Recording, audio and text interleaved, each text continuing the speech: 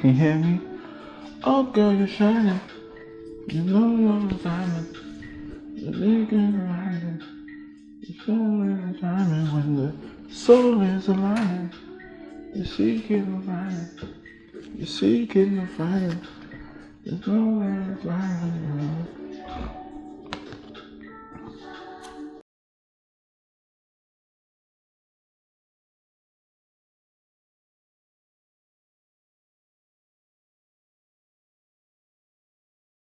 Okay guys and girls, ladies and gentlemen, welcome back to my YouTube channel. I love saying that. It's actually quite cool saying that. Welcome back to my YouTube channel. I know it's been a while since I posted. Please forgive me. I've spent some time trying to kind of like organize the next few videos. So hopefully you like the videos that are coming out and they're interesting to you. This series that we're kicking off is called The Works. And in it, I'm gonna be breaking down some of the pieces and works, literature, music that have been very informative and have formed me, I believe, have been influential in my life. So we'll be kicking off a series of five things. So 3 of them are actually musical albums, 2 of them are books. And we'll be going through one of the books today in Toni Morrison's The Source of Self-Regard. Cool, so we'll be kicking off with The Source of Self-Regard by Toni Morrison. This is going to kind of be a book review, but not book review at the same time, because it's literally just me speaking about works that I feel like have benefited me, and hopefully, you know, when you guys potentially go and check them out, they kind of have similar impacts to you. I actually put on my story a few weeks back for people to kind of ask questions and kind of provide questions that they thought would be interesting for the sake of this conversation. And one of the questions that was on my story, someone asked, was what was happening at the time that made the work impactful? I think that's a really good question, and I think for this book in particular, it's very important because at the time I was working from home, so COVID had just kind of hit, and this was kind of like, yeah, COVID was really new, so kind of March, COVID had hit, and then I think not even a few months in, like we saw on social media the killing of George Floyd kind of real time. And for me, I feel like I feel things very deeply, especially when it kind of pertains to things regarding race and, you know, just society and the ways in which society is set up for particular groups of people and other groups of people. And when I was looking at that video, when I was watching the video, it just a range of emotions I was going through at the time. You know, I was angry, I was upset, I was confused. There were just so many things that was happening. And I remember watching that video, and then obviously you're kind of like expected to function at work. And I know like all of my friends in our group chats, in our like discussions, just random conversations, we were all talking about this killing, right? So then when I got to work, it kind of seemed as like BAU, like business as usual. And that really threw me off. And I remember like people were giving me requests, which is fair, like it's work. People were giving me requests and were like, oh, hey, could you kind of provide this? Could you kind of provide this?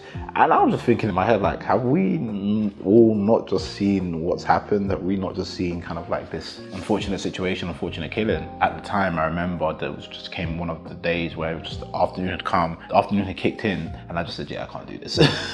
I said, yeah, I can't do this. I was just too heavy with kind of like, you know, the death of George Floyd and just kind of what it meant. Because obviously when that happened and Black Lives Matter kind of became involved and there was like protests happening, there was also kind of a wider conversation as to the state of kind of like, you know, race relations in America, and then also kind of like infiltrated the conversation of race relations in the UK. And at the same time, you also had the coronavirus, and there was kind of inequities within the coronavirus and COVID-19, and, you know, people from minority backgrounds or Black people of Asian descent were more likely to kind of like receive or kind of have COVID as opposed to kind of other groups. And there was kind of like underlying health issues that were once again inequities of racism. So all of that was playing in my mind. So I remember I logged off in the afternoon and I just like I was listening to jazz. Like one of the things that was really good and I really enjoy it is that jazz really calms me down. Like I just feel calm, get into almost like this meditative state and just kind of like think and journal. But at the time I picked up this book and I'm all the much better for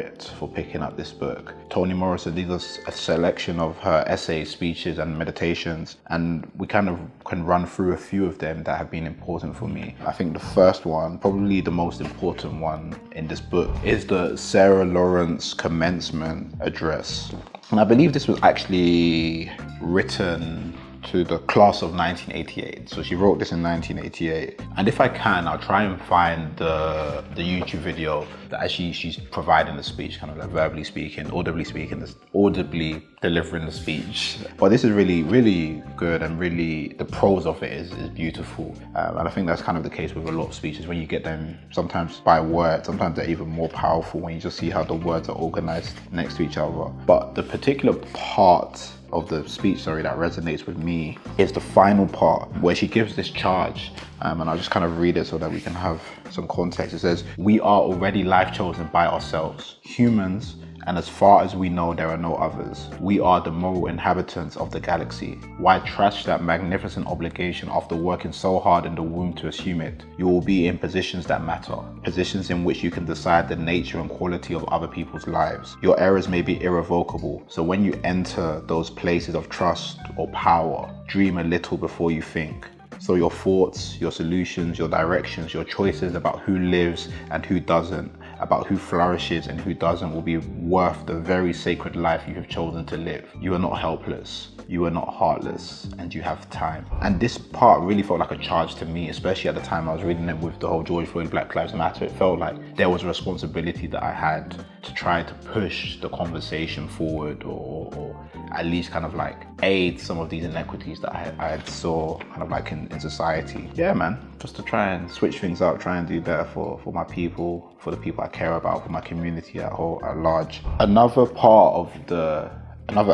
essay in the book is her tribute to Martin Luther King Jr. And I really enjoyed it because, so to set the scene, what happens is Martin Luther King III, the son of Martin Luther King, Dr. Martin Luther King Jr., asked Toni Morrison and a few other people on thoughts of his father.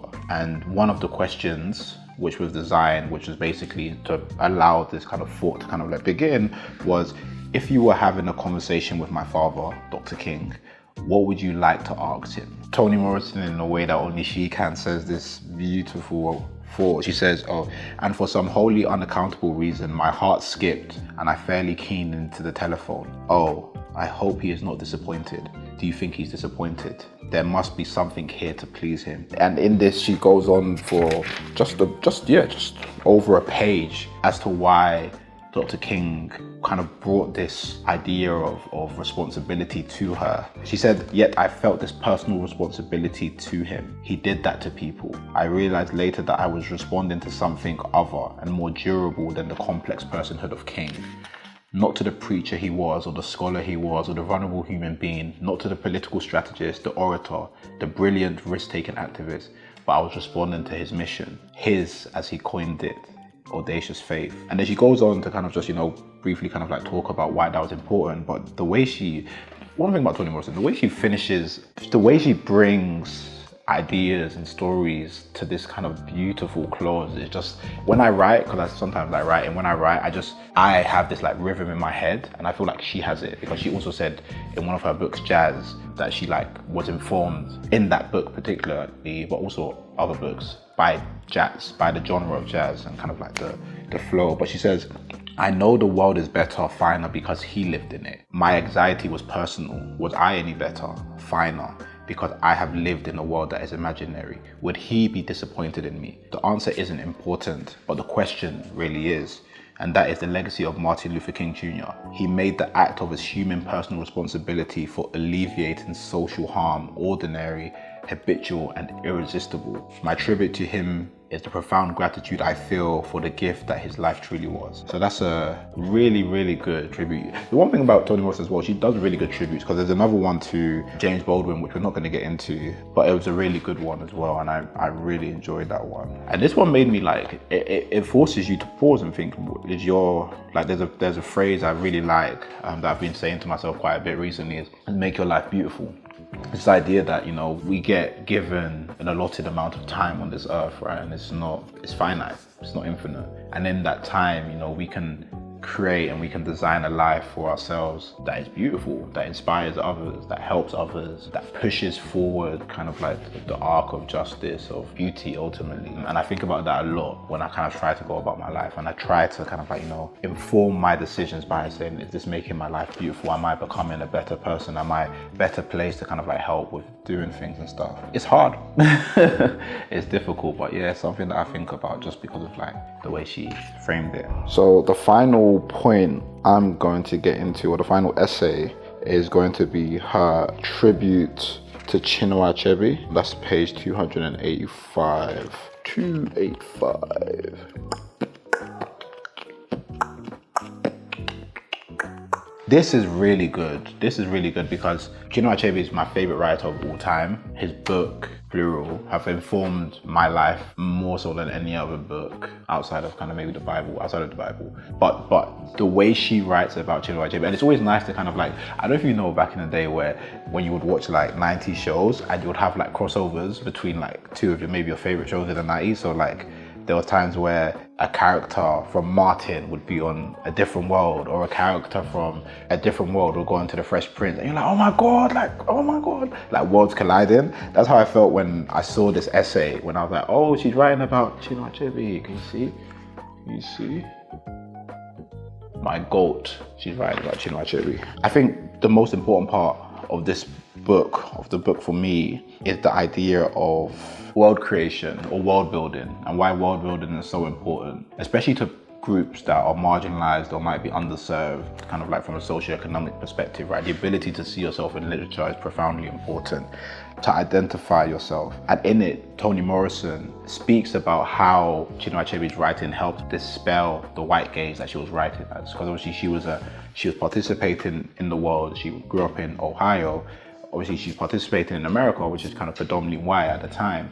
And she's a black writer that wanted to write, or at least had an ambition to write for black people, to write the black experience, to just write the experiences she knew. And in it she says, I think one of the important parts is there's a brief debate that takes place in an essay in which Chinua Achebe quoted on James Baldwin's comments on the subject of language choice and manipulation in defining national and cultural literatures. And basically, James Baldwin said this: my quarrel with the English language has been that the language reflected none of my experience. Perhaps I had never attempted to use it, had only learned to imitate it.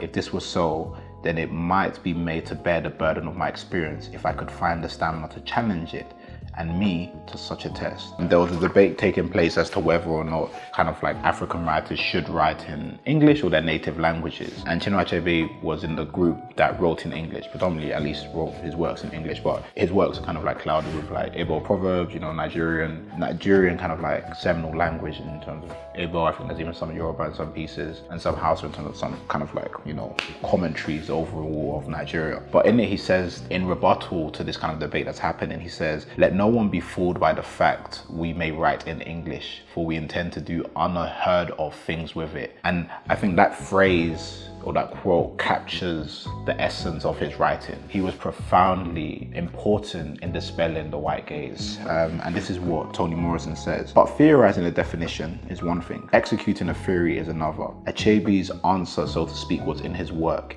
He constituted a complete education for me, learning how to dissemble the gaze that I was wrestling with. And then in brackets she puts, the habitual but self-conscious writing towards a non-black reader that threatened and coated much African-American literature. She said, discovering how to eliminate, to manipulate the Eurocentric eye in order to stretch and plumb my own imagination. I attribute these lessons to Chinua Achebe. And she said this beautifully. She said, Achebe's work liberated my artistic intelligence as nothing else had ever done. I became fit to re-enter and re-inhabit my own milieu without the services of a native guide. And when I think of my life, or the way in which, when I had read kind of Chinua Achebe's work, how in which my mind changes, exactly that. It's you put yourself at the core, or at the beginning, and at the middle, at the center of your story, and you allow yourself to remain there, while kind of like everyone else is kind of like, you know, asking you to participate maybe on the fringe, on the edge, or to kind of even take your spot kind of as the central piece. You allow yourself to remain there, and I think that's what his writing did for me. So when Toni Morrison was able to capture that, I was like, yes, you get it, she gets it. But yeah, she's an amazing writer,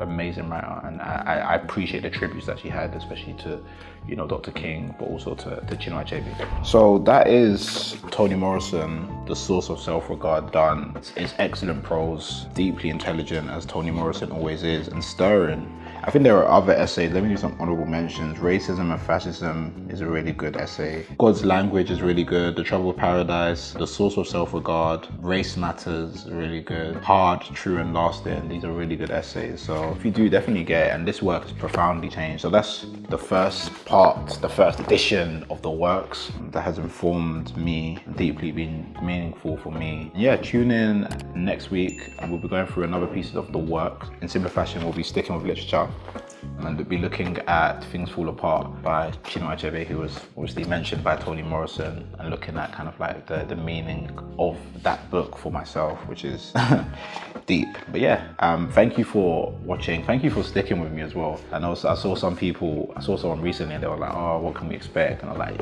hold on, I got a little something for you. So hopefully like you'll like the series and you like kind of like what's coming next. I understand that the algorithm actually cares about likes and stuff, all of that good stuff, but I would actually prefer comments. So if there's books that have interested you, please let me know. I'm like always interested to kind of like talk about books, like riff about books. So please leave a comment if you know you like the video, if there's anything interesting, if you want to kind of know more about Toni Morrison, other works to start. Like this is kind of like essays and speeches, but she's a great fiction writer. So yeah, and that's it from me. And on that note, tune in next week where we'll be going through Things Fall Apart. And on that note, peace.